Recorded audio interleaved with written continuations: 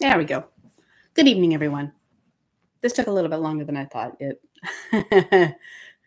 It's all ready to set to go at 10 o'clock, and then it said that streaming wasn't available. Avengers, assemble!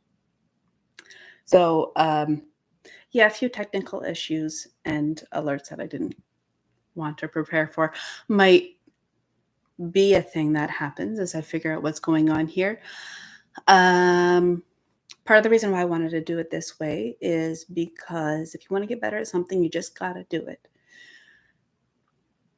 So this is also my way of getting more comfortable on camera and figuring out things that I want to do with the channel and how best to do that.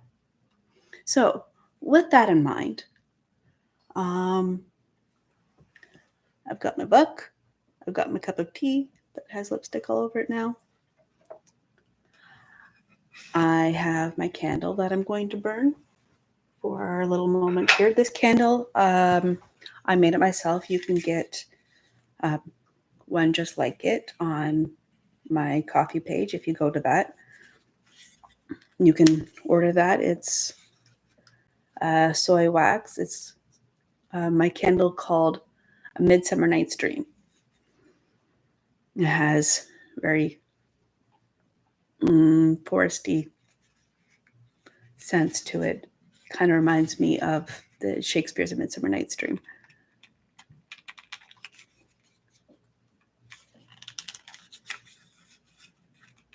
Watch as I can't figure out how to light it. There we go. Anyway, so we're just going to light that and sort of create our environment. Make sure that's not too close. There we go. I think we're good.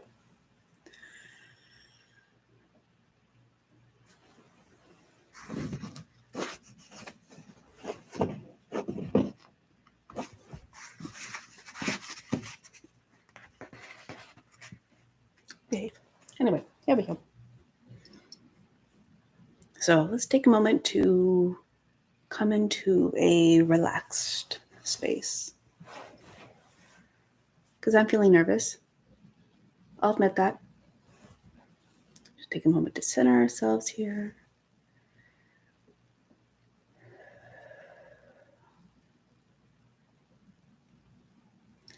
And we can begin.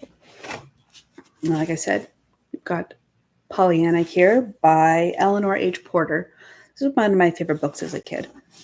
A problem with reading some of these classic novels that I really enjoyed when I was younger. Well, some of it doesn't particularly hold up to the social standards that we have now that we've learned a little bit more how to get along with our fellow humans. But in order to put it on YouTube, right for now I'm sticking with the public domain stories and stuff like that. And some of them can be a little bit problematic sometimes. So hopefully this one holds up well enough.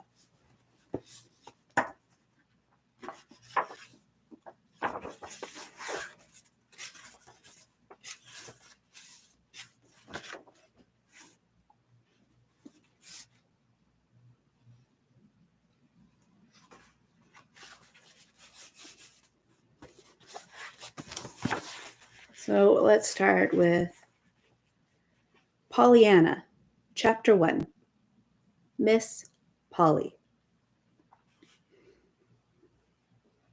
Miss Polly Harrington entered her kitchen a little hurriedly this June morning. Miss Polly did not usually make hurried movements. She especially prided herself on her repose of manner. But today she was hurrying, actually hurrying. Nancy, washing the dishes at the sink, looked up in surprise. Nancy had been working in Miss Polly's kitchen only 2 months, but already she knew that her mistress did not usually hurry. Nancy! Yes, ma'am. Nancy answered cheerfully, but she still continued wiping the pitcher in her hand. Nancy! Miss Polly's voice was very stern now. When I am talking to you, I wish you to stop your work and listen to what I have to say. Nancy flushed miserably. She set the pitcher down at once, with the cloth still about it, thereby nearly tipping it over, which did not add to her composure. Oh, yes, ma'am. I will, ma'am, she stammered, righting the picture and turning hastily. I was only keeping on with my work, 'cause you specially told me this morning to hurry with my dishes, you know? Her mistress frowned. That will do, Nancy. I did not ask for explanations. I asked for your attention. Yes, ma'am. Nancy stifled a sigh. She was wondering if ever in any way she could please this woman.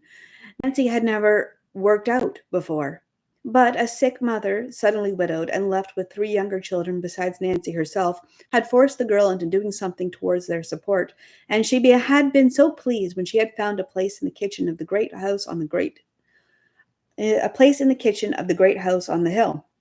Nancy had come from the Corners, 6 miles away, and she knew Miss Polly Harrington only as the mistress of the old Harrington homestead and one of the wealthiest residents of the town. That was 2 months before. She knew Miss Polly now as a stern, severe-faced woman who frowned if a knife clattered to the floor or if a door banged, but who never thought to smile even when knives and doors were still. When you finish your morning work, Nancy, Miss Polly was saying now, you may clear that little room at the head of the stairs in the attic and make up the cot bed.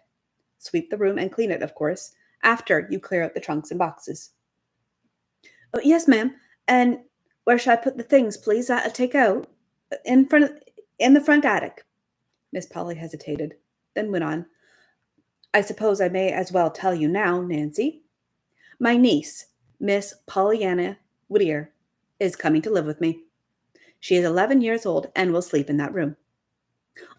A little girl coming here, Miss Harrington? Oh, won't that be nice? Cried Nancy, thinking of the sunshine her own little sisters made in the home at the Corners. Nice. Well, that isn't exactly the word I should use, rejoined Miss Polly stiffly. However, I intend to make the best of it, of course. I am a good woman, I hope, and I know my duty. Nancy colored hotly. Well, of course, ma'am. It was only that I thought a little girl here might brighten things up for you, she faltered. Thank you, rejoined the lady dryly. I can't say, however, that I see any immediate need for that. But of course you'd want her, your sister child, ventured Nancy, vaguely feeling that somehow she must prepare a welcome for this lonely little stranger. Miss Polly lifted her chin haughtily. Well, really, Nancy, just because I happen to have a sister who was silly enough to marry and bring unnecessary children into a world that I was already quite full enough, I can't see how I should particularly want to have to care of them myself. However, as I said before, I hope I know my duty. See that you clean the corners, Nancy, she finished sharply as she left the room. Yeah, sighed Nancy, picking up the half-dried pitcher. Now so cold, it must be rinsed again.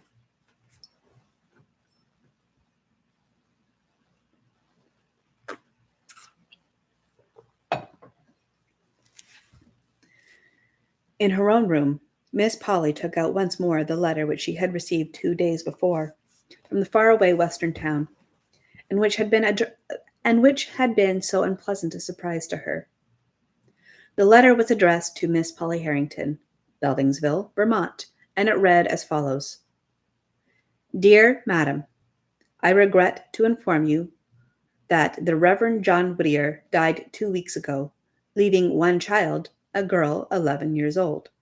He left practically nothing else save a few books, for, as you doubtless know, he was the pastor of this small mission church and had a very meager salary.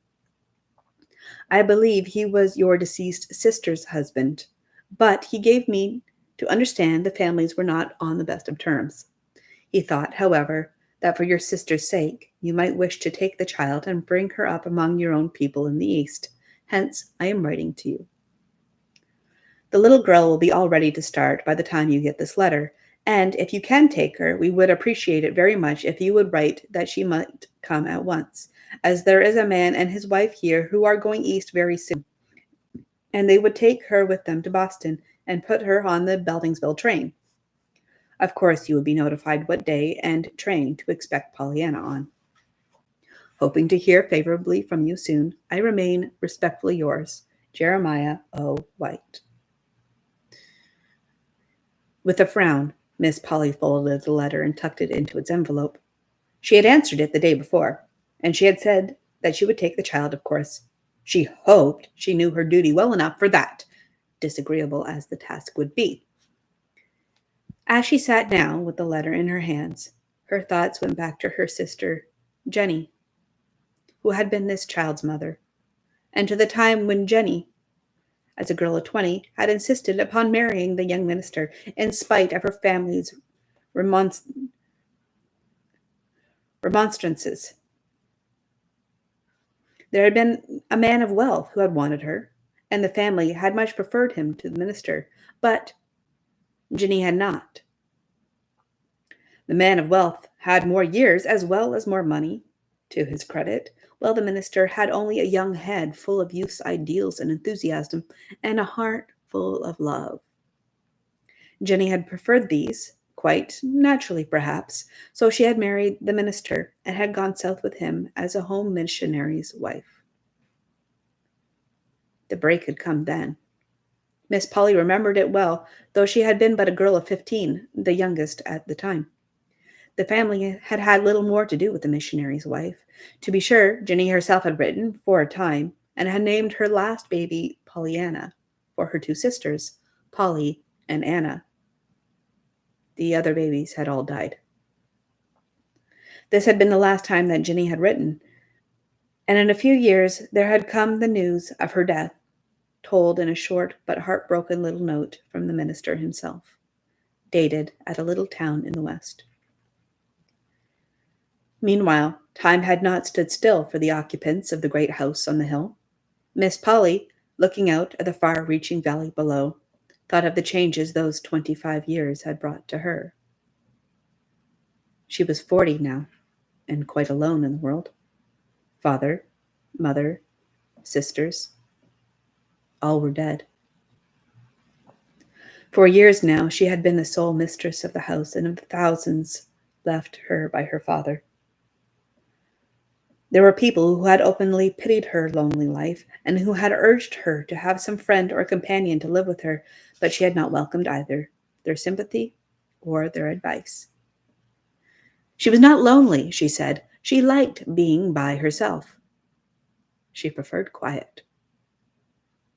But now... Miss Polly rose with frowning face and closely shut lips. She was glad, of course, that she was a good woman and that she not only knew her duty, but had sufficient strength of character to perform it. Pollyanna! What a ridiculous name!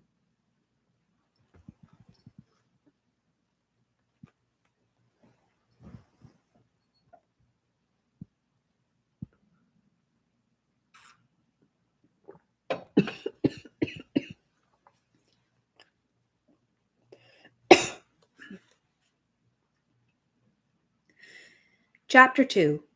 Old Tom and Nancy. In the little attic room, Nancy swept and scrubbed vigorously, paying particular attention to the corners. There were times, indeed, when the vigor she put into her work was more of a relief to her feelings than it was an ardor to efface dirt. Nancy, in spite of her frightened submission to her mistress, was no saint. "I just wish I could dig out the corners of her soul," she muttered jerkily, punctuating her words with murderous jabs of her pointed cleaning stick. "There's plenty of 'em needs cleaning, all right, all right. The idea of sticking that blessed child way up in here in this hot little room, with no fire in the winter, too, and all this big house to pick and choose from. Unnecessary children, indeed! Snapped Nancy, wringing her rag so hard her fingers ached from the strain. "I guess it ain't children What is most unnecessary just now? Just now? For some time she worked in silence. Then, her task finished, she looked around the bare little room in plain disgust. Well, it's done. My part, anyhow, she sighed. There ain't no dirt here. And there's mighty little else. Poor little soul. A pretty place this is to put a homesick, lonesome child into, she finished, going out and closing the door with a bang. Oh, she ejaculated, biting her lip. Then, doggedly, well, I don't care. I hope she did hear the bang. I do. I do. In the garden that afternoon, Nancy found a few minutes in which to interview old Tom, who had pulled the weeds and shoveled the paths about the place for uncounted years. Mr. Tom, began Nancy, throwing a quick glance over her shoulder to make sure she was unobserved, did you know a little girl was coming here to live with Miss Polly? Uh, what? Demanded the old man, straightening his bent back with difficulty. A little girl to live with Miss Polly. Go on with your joking, scoffed unbelieving Tom. Why don't you tell me the sun's a going or setting east tomorrow? But it's true. She told me herself, maintained Nancy. It's her niece, and she's 11 years old. The man's jaw fell. Sho! Well, I wonder now, he muttered. Then a tender light came into his faded eyes. That ain't. Oh, but must be. Miss Janine's little gal. And weren't none of the rest of 'em married? Well, Nancy, it must be Miss Janine's little gal. Glory be to praise. Did I think my old eyes of seeing this? Well, who was Miss Jenny? Well, she was an angel straight out of heaven, breathed the man fervently. But the old master and missus knew her as their oldest daughter. She was 20 when she married, and went away from here long years ago. Her babies all died, I heard, except the last one. Well, that must be the one what's coming. Well, she's 11 years old. Yes, she must be, nodded the old man. And she's going to sleep in the attic. More shame to her, scolded Nancy, with another glance over her shoulder towards the house behind her. Old Tom frowned. The next moment a curious smile curved his lips. I'm wondering what Miss Polly will do with a child in the house, he said. Well, I'm a wondering what a child will do with Miss Polly in the house, snapped Nancy. The old man laughed. I'm afraid you ain't fond of Miss Polly, he grinned. As if anybody could be fond of her, scorned Nancy. Old Tom smiled oddly. He stooped and began to work again. I guess, maybe, you didn't know about Miss Polly's love affair, he said slowly. Love affair? Her? No. Why, I guess nobody else did neither. Oh, yes, they did, nodded the old man. And the feller's living today. Right in this town, too. Who's he? Why, I ain't a-telling that. It ain't fit I should. The old man drew himself erect. In his dim blue eyes, as he faced the house, there was a loyal servant's honest pride in the family he had served and loved for long years. But it don't seem possible. Her and a lover, still maintained Nancy. Old Tom shook his head. You didn't know Miss Polly as I did, he argued. She used to be real handsome, and she would be now if she let herself be. Handsome? Miss Polly? Yes. If she just let that tight hair of hern all loose and careless like as it used to be, and wear the sort of bunnets with posies in 'em, and the cano dress all lace and white things, you see she'd be handsome. Miss Polly ain't old, Nancy. Ain't she, though? Well, then she's got an awfully good imitation of it. She has, sniffed Nancy. Yes, I know. It begun then, at the time of the trouble with her lover, nodded old Tom. And it seems as if she'd been feeding on wormwood and thistles ever since. She's that bitter and prickly to deal with. I should say she was, declared Nancy indignantly. There's no pleasing her nohow, no matter how you try. I wouldn't say if 'twasn't for the wages and the folks at home with needing 'em. But some day I shall just boil over. And when I do, of course it'll be goodbye Nancy for me. It will, it will." Old Tom shook his head. "I know. I felt it. It's natural. But 'tain't best, child. 'Tain't best. Take my word for it, 'tain't best." And again he bent his old head to the work before him. "Nancy!" called a sharp voice. Yes, ma'am," stammered Nancy and hurried toward the house.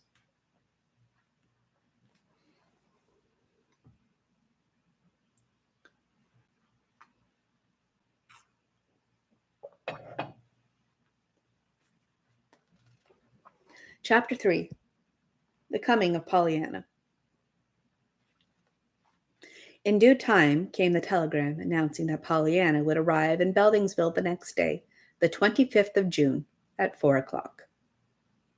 Miss Polly read the telegram, frowned, then climbed the stairs to the attic room. She still frowned as she looked about her. The room contained a small bed, neatly made, 2 straight-backed chairs, a washstand, a bureau without any mirror, and a small table. There were no drapery curtains at the dormer windows, no pictures on the wall. All day the sun had been pouring down upon the roof, and the little room was like an oven for heat. As there were no screens, the windows had not been raised. A big fly was buzzing angrily at one of them now, up and down, trying to get out. Miss Polly killed the swept it through the window, raising the sash an inch for the purpose, straightened a chair, frowned again, and left the room. "Nancy," she said a few minutes later at the kitchen door, "I found a fly upstairs in Miss Pollyanna's room. The window must have been raised at some time. I have ordered screens, but until they come, I shall expect you to see that the windows remain closed. My niece will arrive tomorrow at 4 o'clock. I desire you to meet her at the station. Timothy will take the open buggy and drive you over. The telegram says light hair, red checked gingham dress, and straw hat. That is all I know, but I think it's sufficient for your purpose." "Yes, ma'am, but you—" Miss Polly evidently read the pause aright, for she frowned and said crisply, "No, I shall not go. It is not necessary that I should, I think. That is all." And she turned away. Miss Polly's arrangement for the comfort of her niece, Pollyanna, were complete. In the kitchen, Nancy set her flat iron with a vicious dig across the dish towel she was ironing.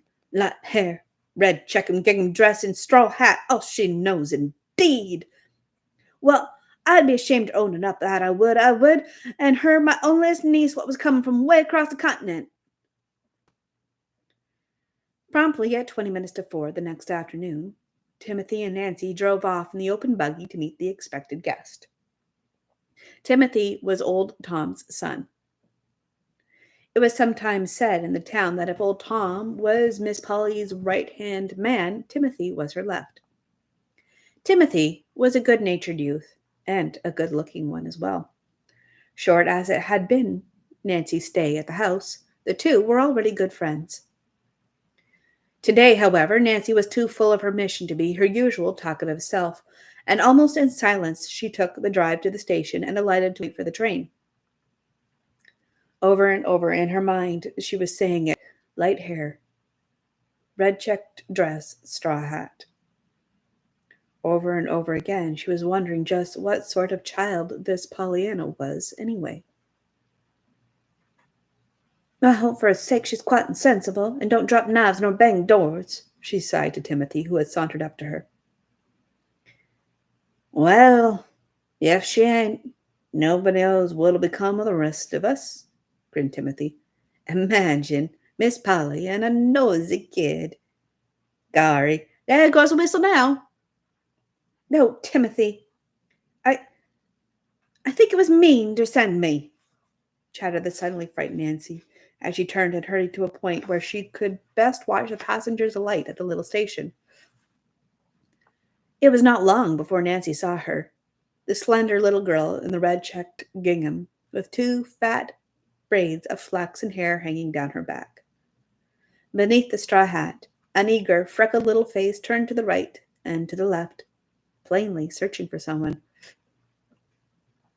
Nancy knew the child at once, but not for some time could she control her shaking knees sufficiently to go to her. The little girl was standing quite by herself when Nancy finally did approach her.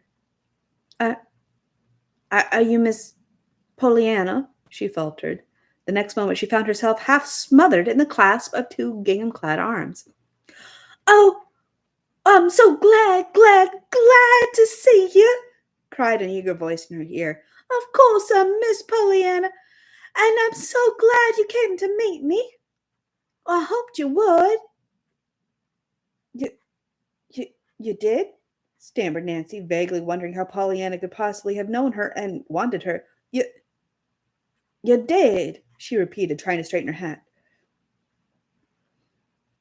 "Oh, yes, yes, and I've been wondering all the way here what you look like," cried the little girl, dancing on her toes and sweeping the embarrassed Nancy from head to foot with her eyes. "And now I know, and I'm glad you look just like you do look." Nancy was relieved just then to have Timothy come up. Pollyanna's words had been most confusing. "Well, this is Timothy. Maybe you have a trunk," she stammered. "Oh, yes, I have," nodded Pollyanna importantly. "I've got a brand new one. The ladies' aid brought it for me, and wasn't it lovely of them when they wanted the carpet so? Of course, I don't know how much red carpet a trunk could buy, but it ought to buy a sub anyhow. Much as half an aisle, don't you think? I've got a little thing in my bag that Mr. Gray said it was a check, and that I must give it to you before I could get my trunk. Mr. Gray is Mrs. Gray's husband. They're cousins of Deacon Carr's wife. I came east with them, and they're lovely. And here it is," she finished, producing the check after much fumbling in the bag she carried. Nancy drew a long breath. Instinctively, she felt that someone had to draw one after that speech. Then she stole a glance at Timothy. Timothy's eyes were studiously turned away. The three were off at last, with Pollyanna's trunk in behind, and Pollyanna herself snugly ensconced between Nancy and Timothy. During the whole process of getting started, the little girl had kept an uninterrupted stream of comments and questions until the somewhat dazed Nancy found herself quite out of breath trying to keep up with her. "There, isn't this lovely? Is it far? I hope it is. I love to ride," sighed Pollyanna as the wheels began to turn. "Of course, if it isn't far, I shan't mind, though, 'cause I'll be glad to get there all the sooner, you know. Oh, what a pretty street! I knew it was going to be pretty. Father told me." She stopped with a little choking breath. Nancy, looking at her apprehensively, saw that her small chin was quivering and that her eyes were full of tears. In a moment, however, she hurried on with a brave lifting of her head. "Father told me about it. He remembered, and I ought to have explained before. Miss Gray told me to at once. About this red gingham dress, you know, and why I'm not in black. She said you'd think it was queer, but there wasn't any black things in the last missionary barrel. Only a lady's velvet basque that Deacon Carr's wife said wasn't suitable for me at all. Besides, it had white spots, worn, you know, on both elbows and some other places. Part of the ladies' aid wanted to buy me a black dress and hat, but the other part thought the money ought to go toward the red carpet they're trying to get for the church, you know. Well, Mrs. White said maybe it was just as well, anyway, for she didn't like children in black. That is, I mean, she liked children, of course, but not the black part." Pollyanna paused for breath, and Nancy managed to stammer, "Well, I'm sure it'll be all right." "I'm glad you feel that way. I do, too," nodded Pollyanna, again with that choking little breath. "Well, of course, it would have been a good deal harder to be glad in black." "Glad?" gasped Nancy, surprised into an interruption. "Well, yes. That father's gone to heaven to be with Mother and the rest of us, you know. Well, he said I must be glad. It's been pretty hard to do it, even in red gingham, because I wanted him so, and I couldn't help feeling I ought to have him, especially as a mother and the rest have God and the angels." Well, I didn't have anybody but the ladies' aid. Oh, but I'm sure it'll be easier because I've got you, Aunt Polly. I'm so glad I got you. Nancy's aching sympathy for the poor little forlornness beside her turned suddenly into a shocked terror. Oh, but you've made an awful mistake, dear, she faltered. Oh, I'm only Nancy.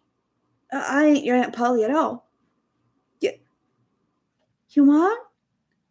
Stammered the little girl in plain dismay. Oh, no. Oh, I'm only Nancy. I never thought you'd taken me for her. We ain't bit alike. We ain't. Timothy chuckled softly, but Nancy was too disturbed to answer the merry flash from his eyes. But who are you? Questioned Pollyanna. You don't look a bit like a lady's aider. Timothy laughed outright this time. Well, I'm Nancy, the hired girl. I do all the work except the washing and ironing. Miss Durden does that. But there is an Aunt Polly? Demanded the child anxiously. Well, you bet your life there is, cut in Timothy. Pollyanna relaxed visibly. Oh, well, that's all right then. There was a moment's silence. Then she went on brightly. And I'm glad after all that she didn't come to meet me, because now I've got her still coming, and I've got you besides. Nancy flushed. Timothy turned to her with a quizzical smile. Well, I'll call that a pretty slick compliment, he said. Why didn't you think, little lady? I was thinking about Miss Polly, faltered Nancy. Pollyanna sighed contentedly. I was too. I'm so interested in her. She's all the aunt I've got, and I didn't know I had her for ever so long. Well, then Father told me. He said she lived in a lovely great big house way in the top of the hill.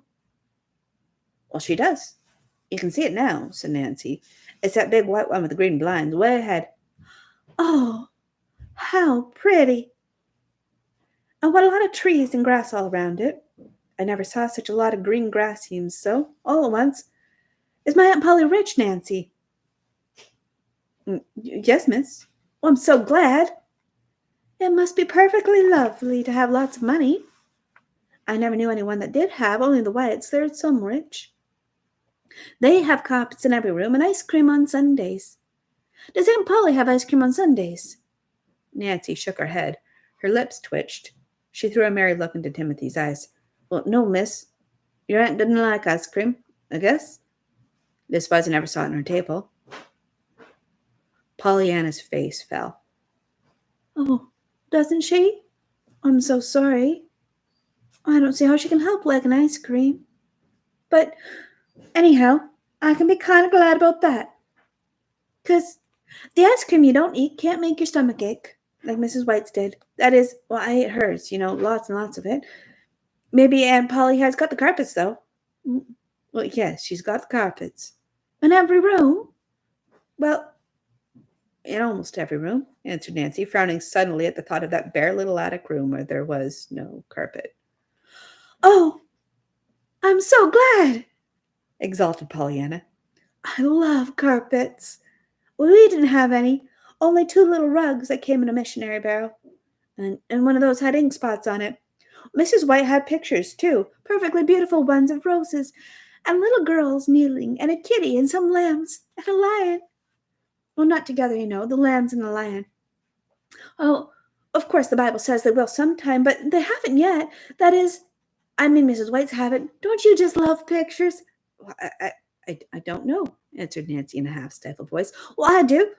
We didn't have any pictures. They don't come in the barrels much, There did 2 come once, though, but one was so good Father sold it to get money to buy me some shoes with it, and the other was so bad it fell to pieces just as soon as we hung it up. Glass. Well, it broke, and I cried. But I'm glad now we didn't have any of those nice things, because I shall like Aunt Polly's all the better, not being used to them, you see. Just it is with the pretty hair ribbons comes in the barrels after a lot of faded-out brown ones. My, but isn't this a perfectly beautiful house? She broke off fervently as they turned into the wide driveway. It was when Timothy was unloading the trunk that Nancy found an opportunity to mutter low in his ear, "Don't you never say nothing to me again about leaving, Timothy Durgan. You couldn't harm me to leave." Leave? Oh, I should say not, grinned the youth. You couldn't drag me away. It'd be more funnier now with a kid round than a moving picture shows every day. Fun! Fun! Repeated Nancy indignantly. Well, I guess it'll be something more than fun for that blessed child. but them two tries to live together. I guess you'll be needing some rock to fly for refuge. Well, I'm a going to be that rock, Timothy. I am, she vowed, and she turned and led Pollyanna up the broad steps.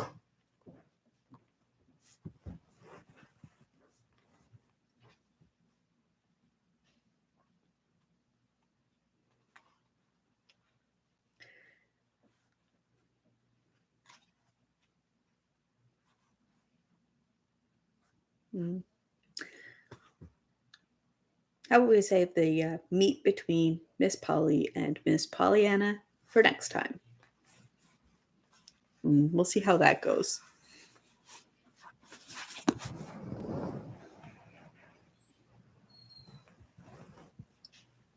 All right. Thanks, everyone. And you all have a good night.